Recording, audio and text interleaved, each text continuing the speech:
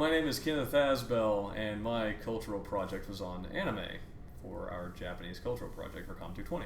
We're going to go ahead and get started with this. We're going to jump right in because I got 6 minutes to describe anime in its entirety and some basics about it without going too deeply, and I don't really have the time to tell everything that I want to. But let's just go ahead and jump right in with the history. Anime is something which was popularized in the 1960s by a man, by the work of a man named Osamu Tezuka, according to Inside Japan Tours. He basically started the anime thing. He's considered the godfather of all anime, and in the 1960s, he started making his first animes, and he's actually the director artist behind Astro Boy. Big name. If you don't know it, go ahead and watch it. It's kind of neat because it's an older style that you might recognize some American influences in. But basically, in essence, anime is Japanese cartoons, and they're very distinct, according to Inside Japan Tours, in that the art style is all kind of, you can always recognize it. There's always the big eyes, the high detail, the colors, the animated nature of the characters and how they move.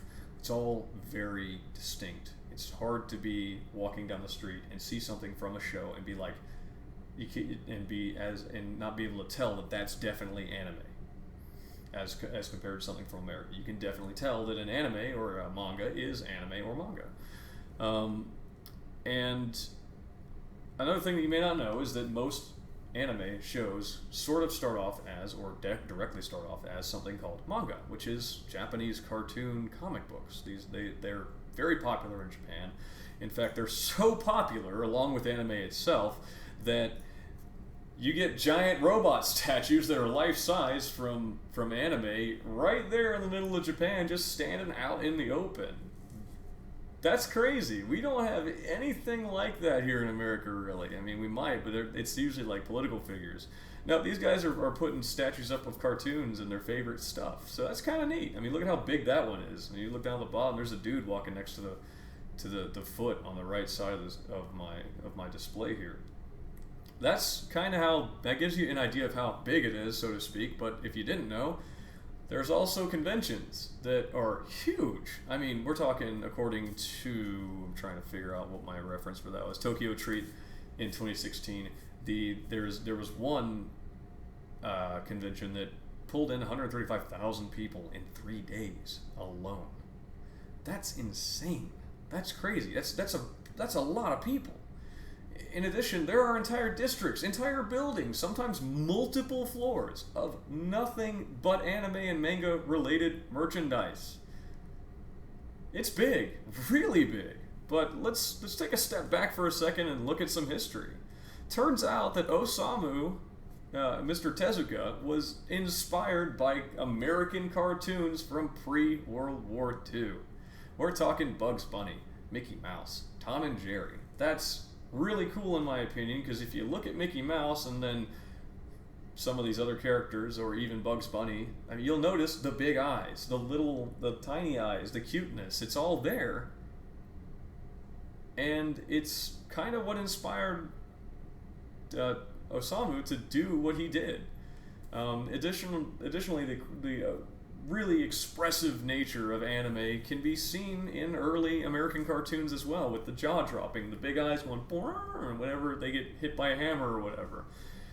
It's all there, and they're extremely expressive, and that kind of translated into Osamu's work, which popularized anime.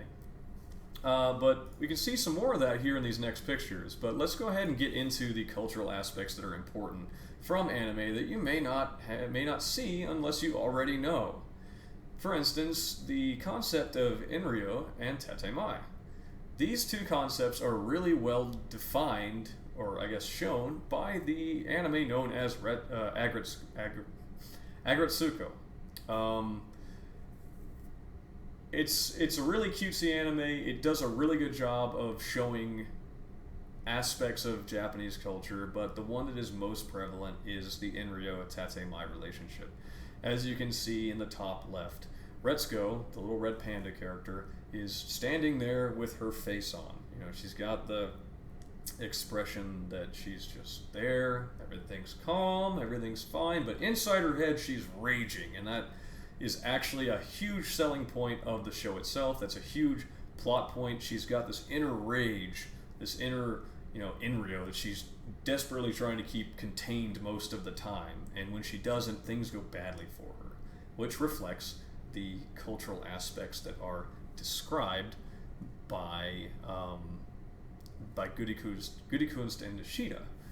So, and there's more to it than just that. There's a lot of aspects. Agretsuko is a great anime to watch if you kind of want a bit of a primer on what office life is office life is like in Japan. But let's move on because we're running out of time here. I'm actually already past the 6-minute mark. Other things you'll see in anime are festivals that actually exist. Occasionally festivals that really exist in those provinces in which they are depicted and occurring in actually exist in the anime and are mentioned. That's really cool. You also have table manners. Slurping noodles, totally okay. Using your chopsticks to guide your noodles, totally okay. On the other hand, in the bottom right, do not point with your chopsticks. If you need evidence for that one, just go to Elwood.